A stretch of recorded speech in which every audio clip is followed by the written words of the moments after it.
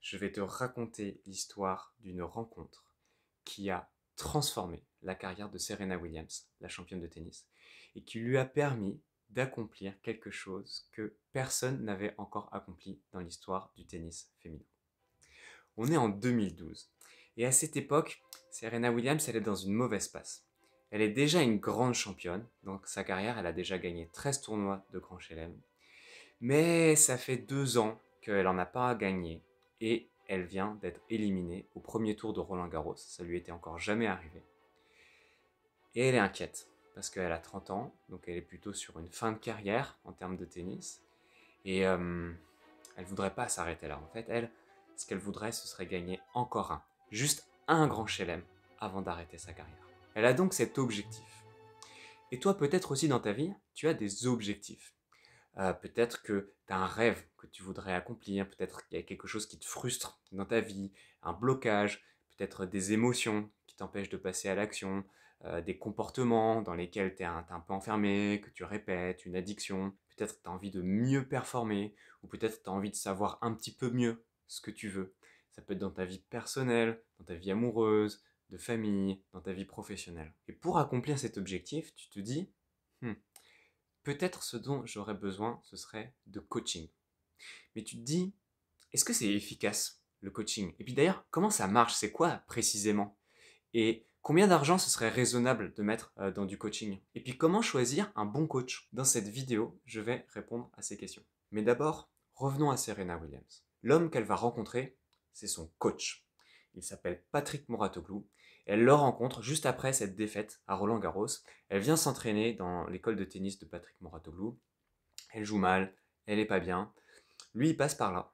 Et quand elle le voit, elle lui dit « Talk to me ». Comme ça, de but en blanc. Et il vient, il lui parle, il lui explique ce qu'il a vu. Il a regardé le match à la télévision la veille.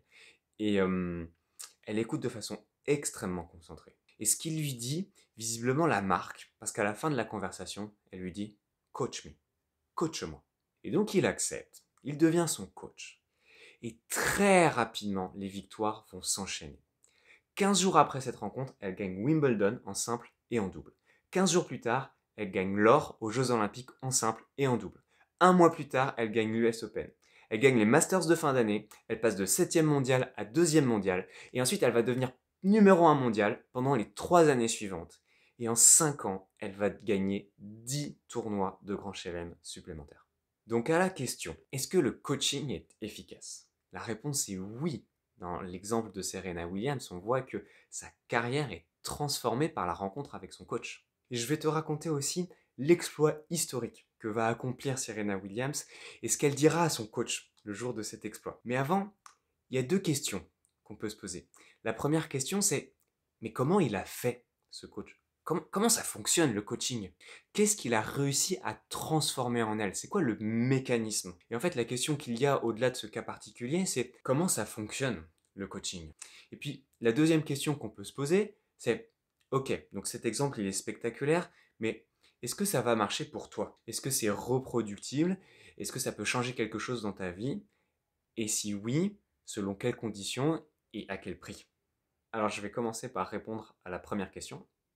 Comment est-ce que le coaching fonctionne? Quelle est la mécanique dans le coaching qui produit de la transformation chez les gens? Pour pouvoir bien répondre à cette question, il faut qu'on se mette d'accord sur ce dont on est en train de parler. Qu'est-ce que ça veut dire un coach? C'est quoi la définition d'un coach? Et là, on peut se faire certaines images de ce qu'est un coach parce qu'on en voit autour de nous. C'est présent dans notre culture, il y a tout un phénomène de mode par rapport à ça. Il y a plusieurs images qui peuvent être des images un petit peu erronées de ce qu'est le coaching qu'on peut se former. La première image, ce serait celle du coach sportif. Vous savez, on peut avoir l'image du coach américain dans les lycées ou dans les universités américaines qu'on peut voir dans des séries parfois. Parfois avec un caractère un peu qui nous pousse, qui dit « Allez, allez, on y va, allez, allez, encore 10 tractions ». Et donc le coach, ça, ce serait celui qui nous pousse. Ce serait la première image qu'on pourrait se faire du coach. Une deuxième image qu'on pourrait s'en faire, ce serait que le coach, c'est celui qui nous invite à croire sans aucune limite que tout est possible. Vous savez, un peu à la façon de ces vidéos d'inspiration qu'on voit sur YouTube ou les réseaux sociaux, crois en tes rêves, l'imagination est la seule limite, etc. La troisième image qu'on pourrait se faire, ce serait celui d'un expert. Le coach, c'est celui qui sait.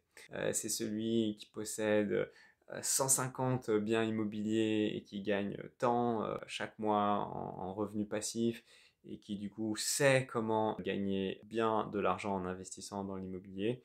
Et donc, c'est celui qui sait, c'est l'expert, c'est celui qui va nous conseiller et nous dire comment faire.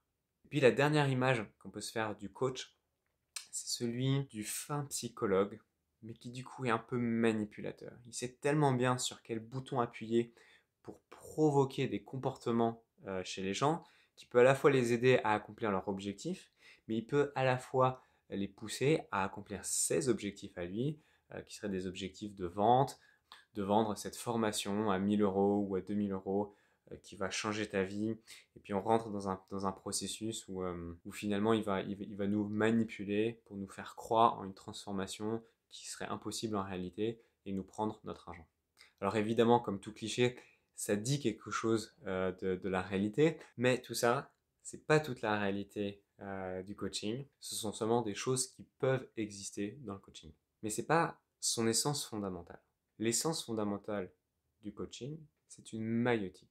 C'est d'aider à accoucher la personne coachée de ce qu'il y a déjà en potentiel à l'intérieur de lui-même, de lui faire produire la meilleure version de lui-même.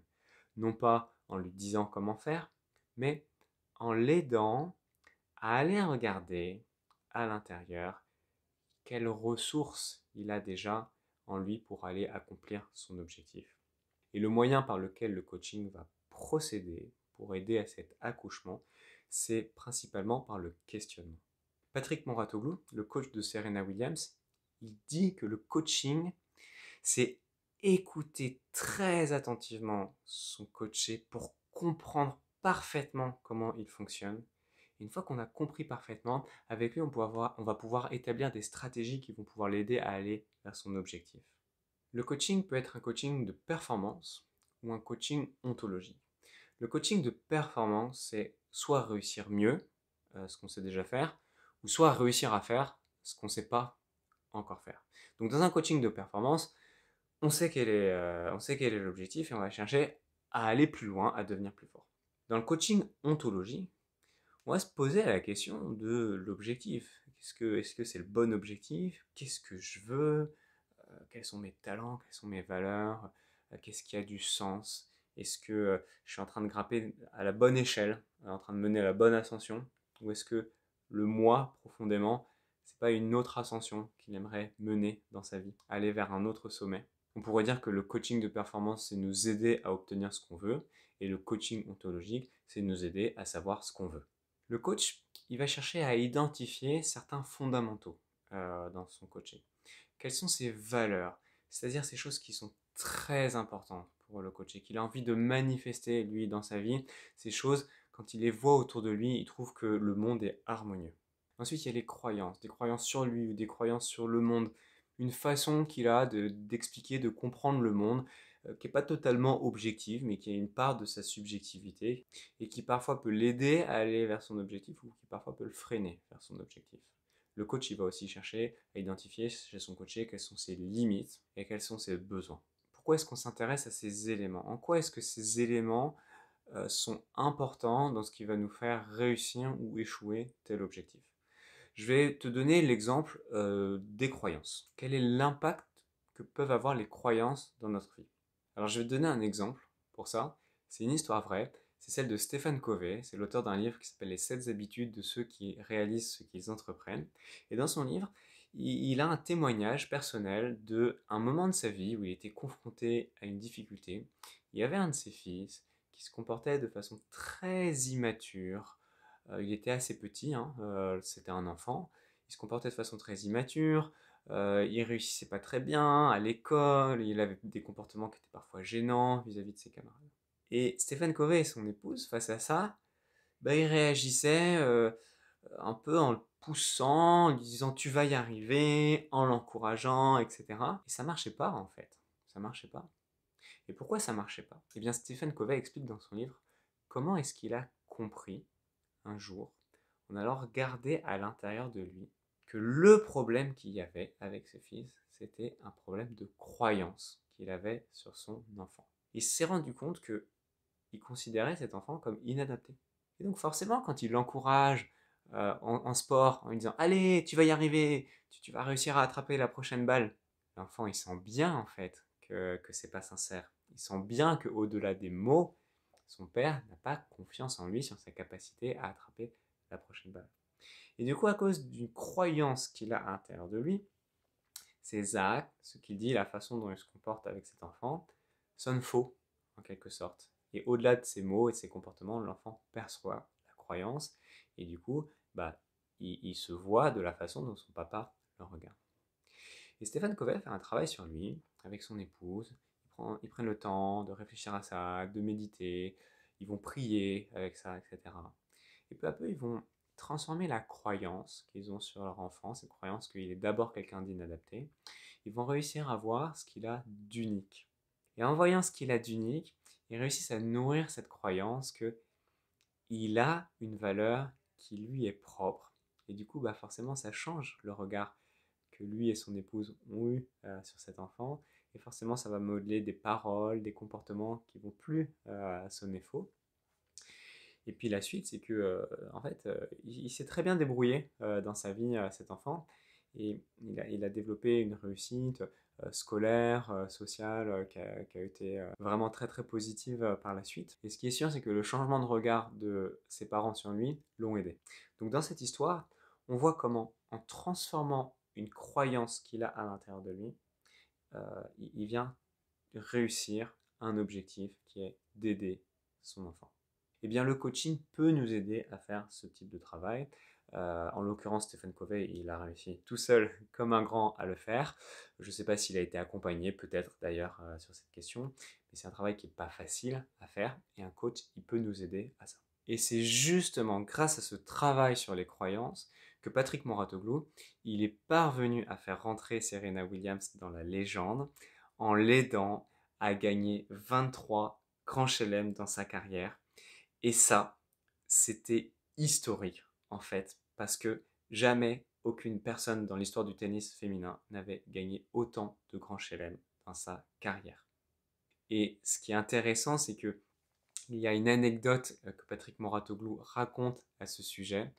On est à l'US Open, le jour de la finale, et c'est peut-être ce jour-là, si elle gagne, qu'elle va battre ce record. Ce sera son 23e Grand Chelem.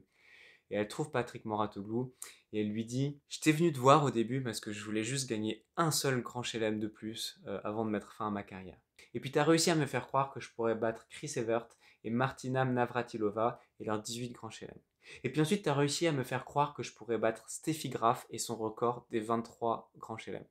Qu'est-ce que tu veux que je fasse après? Et là, Patrick Mouratoglou, il nous raconte, il était sur le cul, quoi, qu'elle lui dit ça. Et on voit bien dans la façon dont elle le dit que si elle a eu à nouveau confiance que c'était possible, c'est grâce au travail qu'elle a fait avec son coach. Patrick Mouratoglou dit encore: coacher, c'est amener les coachés à croire en eux, les amener sur un chemin qu'on construit sur mesure, où ils vont vivre au quotidien des expériences qui vont faire grandir leur confiance en eux. Alors maintenant qu'on comprend un peu mieux comment le coaching fonctionne, on va s'intéresser à des questions concrètes. Combien d'argent est-ce qu'il faut mettre dans un coaching? C'est quoi la valeur d'un coaching? Et puis, comment on choisit un bon coach? Première question, quel est le juste prix du coaching? C'est une question qui peut être un peu délicate parce que d'une part, il y a quelque chose dans la transformation humaine qui est peut-être un peu moins tangible que lorsque j'achète un produit ou lorsque j'achète un service et je te donne 100 euros et j'achète une table et je peux la toucher et la tenir, c'est très concret. Mais ma transformation sera peut-être un peu moins tangible à mesurer. Et puis il y a une deuxième difficulté, c'est qu'il y a de tels écarts de prix dans ce que facturent des coachs, ça peut être 50 euros de l'heure, avec des coachs débutants, selon l'endroit où on habite, selon la thématique. En général, du coaching de vie, ça va être entre 60 et 100 euros de l'heure, hein, donc coaching pour des particuliers. Du coaching professionnel, là, les prix peuvent être le double, le triple, le quadruple. Et puis ça peut monter très très haut. Si vous faites un coaching avec David Laroche, par exemple, ça vous coûtera 72 000 euros pour une quarantaine d'heures de coaching. Alors, qu'est-ce qui explique ces prix? Eh ben, il y a plein de paramètres, hein, des paramètres d'offre, de demande, de réputation du coach. Mais il y a un élément déjà, c'est le retour sur investissement qu'on va pouvoir avoir de ce coaching. Et là, la question qu'on peut se poser, c'est plus dans le cas de coaching professionnel, c'est quoi que ça me coûte si mon objectif est pas réussi, et c'est quoi que je vais gagner si mon objectif est raté. C'est quoi le coût d'un conflit entre associés si on est chef d'une entreprise? Ça peut faire très très mal, ces choses-là. Et donc ça peut expliquer qu'un excellent coach il puisse facturer des tarifs très très chers, parce que de toute façon l'ordre de grandeur est tellement inférieur au prix des conséquences si on réussit ou si on ne réussit pas nos objectifs. Donc face à une problématique, face à un objectif de coaching que tu pourras avoir, bah, tu peux te dire, si c'est dans le domaine professionnel, c'est quoi le coût pour moi si j'échoue par rapport à cet objectif, c'est quoi le gain si je réussis. Et tout d'un coup, bah, ça permet de mesurer les enjeux. Donc ça, c'est une chose à prendre en compte. Après, évidemment, il y a la question de est-ce que le coach est la personne qui va pouvoir me réussir, qui va pouvoir me faire réussir à atteindre cet objectif. Ça, on va en parler un petit peu après. Ensuite, il y a la question, si jamais mon objectif, c'est un objectif, c'est difficilement chiffrable. C'est quoi la valeur, je sais pas, d'être épanoui dans sa vie amoureuse? C'est quoi la valeur de retrouver la confiance en soi? C'est quoi la valeur d'apaiser les conflits que j'ai perpétuellement avec mes enfants? C'est un peu plus difficile de se rendre compte de ça, mais quelque chose qui peut nous aider à nous donner un ordre de grandeur du prix qui serait raisonnable pour nous de payer, ce serait de comparer à ce qu'on préférait avoir en dépensant la même somme d'argent. Par exemple, s'il y a un coach qui me propose un forfait à 1500 euros par rapport à tel objectif, je peux mettre ça en perspective par rapport à qu'est-ce que je pourrais avoir pour la même somme. Je pourrais me payer un voyage, etc. Imaginons que mon objectif soit accompli et que ça m'a coûté telle somme. Est-ce que je suis plus heureux ou est-ce que je suis moins heureux que ça n'a pas été accompli, mais je me suis payé un beau voyage? Donc ça peut être une manière de chiffrer en établissant une comparaison. Mais dans cet exercice, il y a un petit biais, c'est qu'on part du principe que le programme de coaching ou le coach va réussir à nous faire accomplir cet objectif. Et ça, on ne peut pas le savoir à l'avance. Et donc, il faut qu'on réponde à une deuxième question. Comment savoir si c'est le bon coach? Alors, il y a une série de questions qu'on peut se poser pour essayer de sentir si ça va être la bonne personne ou le bon programme. Évidemment, il y a toujours une part de risque, donc on ne peut jamais avoir de garantie de résultat à l'avance, mais il y a une série de questions qu'on peut se poser. La première question qu'on peut se poser, c'est est-ce que j'ai besoin d'un accompagnement humain? Là, je ne te parle même pas de coaching spécifiquement, mais est-ce que j'ai besoin que quelqu'un m'aide de payer cette personne pour ça? Parce que c'est ça le nerf de la guerre, c'est ça qui coûte cher, c'est le temps humain. Euh, Est-ce que ce serait pas suffisant de lire un livre, de suivre une formation? On pourrait se dire ça. Alors là, je te partage une conviction personnelle, ça n'engage que moi, et qui est mon propre parcours de développement personnel. Moi, j'ai eu une phase où j'ai beaucoup lu pendant plusieurs années, et une phase où je me suis ensuite beaucoup fait accompagner, avec de l'accompagnement individuel. J'ai aussi participé à des stages, à des formations, à des choses comme ça. Mais ce que je peux dire, c'est que pour moi, ce qui a fait une différence énorme dans ma vie, ça a été de commencer l'accompagnement humain. Et oui, ça coûte cher, mais la différence entre travailler avec un bon expert et juste lire un livre, c'est le jour et la nuit, quoi. Et j'avais été très inspiré par une phrase que j'avais entendue dans un podcast un jour.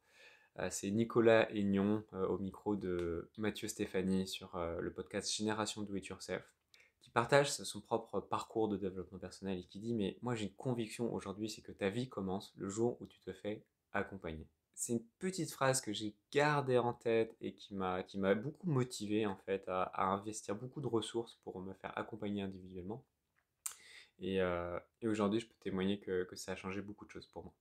Voilà, donc première question, est-ce que j'ai besoin d'un accompagnement ou pas? Deuxième question, est-ce que j'ai besoin de coaching? Parce qu'il n'y a pas que du coaching dans la vie pour progresser. Le coaching est une chose, il y a aussi tout l'univers des thérapies. Il y a aussi d'autres choses, par exemple un chemin spirituel ou philosophique. Donc, par rapport à ça, je vais rester sur la question thérapie ou coaching. En gros, la différence, c'est que le coaching, il t'aide à accomplir un objectif et à faire avec ce que t'es, avec tes casseroles ou tes blessures telles qu'elles sont, sans chercher à venir fondamentalement les guérir ou les apaiser. Là où en thérapie, on va plus être sur un travail de guérison intérieure, d'apaisement intérieur. Donc c'est un travail qui va peut-être produire moins de résultats à court terme, mais qui est un peu plus fondamental. On va aller un peu plus en profondeur et on va aller sur de la guérison. Donc qu'est-ce que tu veux? Tu veux guérir ou tu veux réussir un objectif? C'est ça la question pour choisir entre la thérapie ou le coaching. La question suivante, c'est ok, maintenant je sais que je veux me faire coacher. Quel type de coach? Est-ce que je veux un généraliste, c'est-à-dire quelqu'un qui est expert dans l'art du coaching, mais pas sur une thématique particulière? Ou est-ce que je veux un spécialiste, c'est-à-dire quelqu'un qui a une compétence de coaching, mais qui en plus a une autre compétence particulière sur la mécanique de la séduction, sur les lois de développement de l'enfant et des problématiques du coup de parentalité, des questions émotionnelles ou qui est plus spécialisé dans l'accompagnement de tel profil de personne. Un spécialiste, il va tout de suite comprendre ta problématique, l'univers dans lequel tu es, etc. Mais on en revient un petit peu à cette question que j'évoquais précédemment, que parfois on confond coach en quelque chose et expert en quelque chose. Tu peux lui demander comment est-ce qu'il travaille et lui demander comment est-ce qu'on va fonctionner ensemble. Est-ce que vous avez une méthode? Est-ce que vous allez me donner des conseils en fonction des problématiques qu'on va rencontrer ensemble? Ou est-ce que vous allez plutôt m'accompagner pour que je puisse moi-même construire une solution à partir de mes propres ressources? Et comme ça te permet de voir si cet expert travaille plutôt sur une forme de mentoring, plutôt comme conseiller, ou plutôt sur une posture de coach, c'est-à-dire ce qu'on a défini plus tôt, cette maïeutique, cet art du questionnement qui permet à la personne coachée d'aller trouver à l'intérieur d'elle-même comment accomplir son objectif.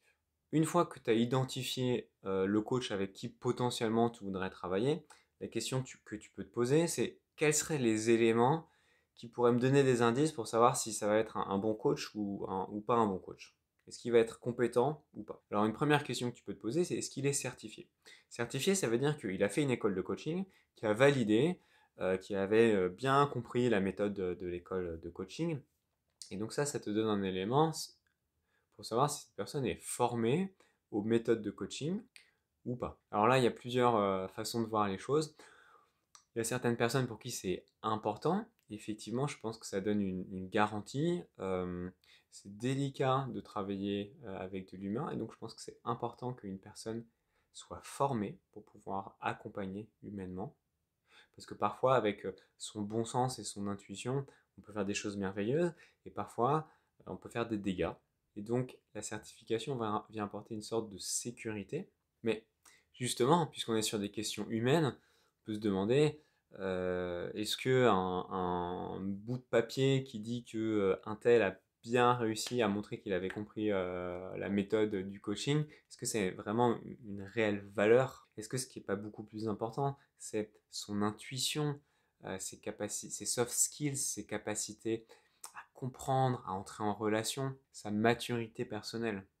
Alors selon moi, une question qui peut être plus pertinente que de savoir s'il est certifié ou pas, c'est de lui demander est-ce qu'il est supervisé? C'est-à-dire est-ce que régulièrement il a un échange avec un autre coach qui lui permet de relire sa pratique professionnelle, avec lequel il peut exposer des difficultés qu'il aurait, etc. En gros, il va t'accompagner. Est-ce que lui-même il est accompagné pour prendre un peu de recul, avoir un peu un regard extérieur sur ce qu'il fait dans sa pratique? Alors Patrick Moratoglou, dont on parlait tout à l'heure, le coach de Serena Williams, c'est un contre-exemple. Il n'a fait aucune école de coaching. Et il dit, c'est paradoxal, mais il dit, mais en fait, moi je suis devenu un bon coach parce que justement je ne me suis pas formé. Et que du coup ça m'a forcé, au lieu de me reposer sur des outils ou sur des méthodes, à juste être là avec mon bon sens, à écouter la personne et à chercher à la comprendre à fond et à chercher à faire preuve de pragmatisme et à me dire tout simplement qu'est-ce qui va pouvoir lui apporter du résultat. Une chose qu'on peut regarder aussi sur le coach, c'est le fit culturel. Est-ce qu'il est dans le même univers philosophique, dans les mêmes valeurs que moi, Ça peut être aussi la question religieuse. Est-ce qu'il est dans le même paradigme que moi? Mais en fait, au final, parmi tous les signes qui peuvent se permettre de se faire un peu une idée de ce que ça va être quelqu'un de compétent ou pas, le plus important, c'est tout simplement la réputation, en fait. Si tu as une personne de ton entourage en qui tu as confiance qui te recommande quelqu'un, bah évidemment que tous les critères qu'on vient de lister, ils ont peu d'importance par rapport à cette recommandation. C'est un gage plus important. Et donc, bah, ce qu'il faudrait faire, ce serait bah, de prendre ton téléphone, de regarder tous tes contacts et de te dire, hmm, qu'est-ce que je pourrais bien contacter pour lui demander si par hasard il ne connaîtrait pas un coach à me recommander. Pour trouver un bon coach aussi, la méthode, ça peut être de garder ça en tête et de se dire, dans la vie professionnelle, dans les soirées, ou quand je rencontre des amis, ou gardez en tête cette question de tiens, mais je suis en train de rechercher un coach en ce moment. Est-ce que tu connaîtrais pas un coach que tu me recommanderais? Être un peu proactif dans cette recherche-là. Alors tout ça, ça peut nous permettre de partir sur un bon départ, de réduire le risque de se retrouver face à un coach qui ne sera pas la bonne personne. Mais en fait, vous ne pourrez pas savoir à l'avance avant de commencer le processus de coaching. Pour savoir si ce coach c'est le bon coach, je le saurai qu'en le testant. C'est pas possible de rentrer dans des processus d'accompagnement sans avoir cette petite part de risque de bah on va se rencontrer, on ne sait pas comment ça va se passer à l'avance. Et ça fait partie du jeu. Et donc tu peux être particulièrement attentif au feeling que tu as dans les premières phases du coaching.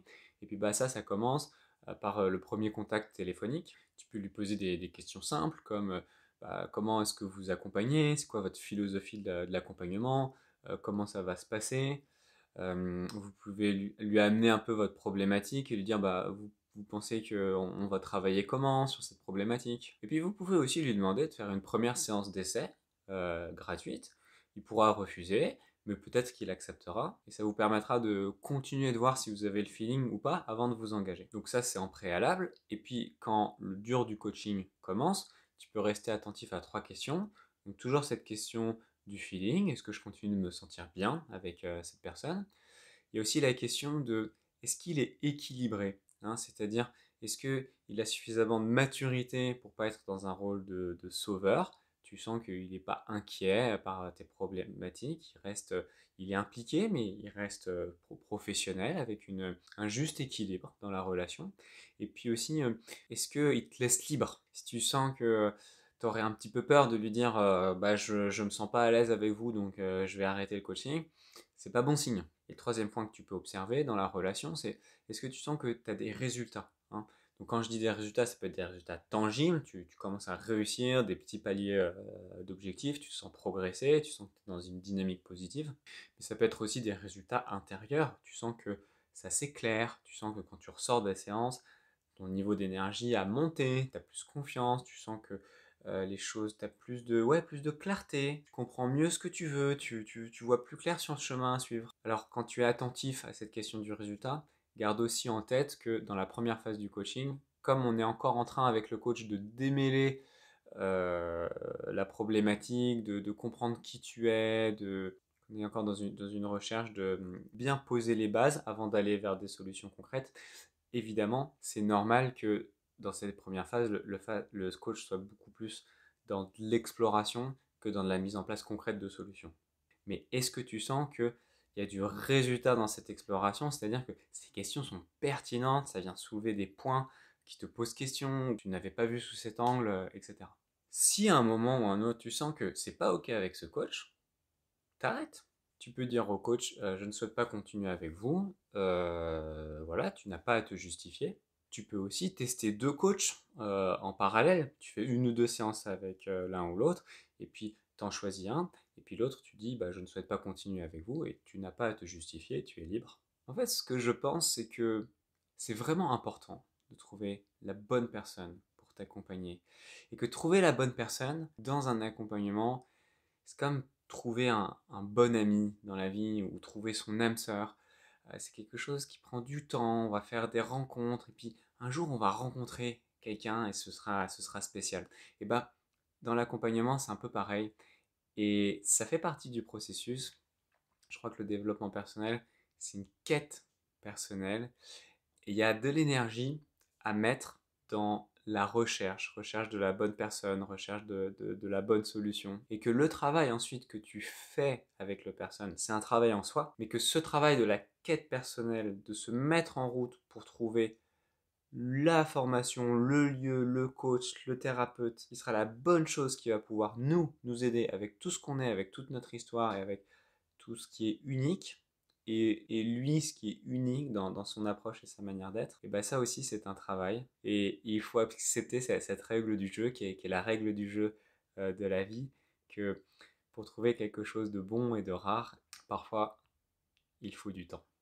Mais reste pas non plus bloqué dans la perfection. Si tu trouves quelqu'un avec qui tu trouves que ça roule, que tu avances, tu sens qu'il n'est pas parfait, que parfois ça pourrait aller plus vite, etc., mais que tu avances quand même, et ben c'est déjà super.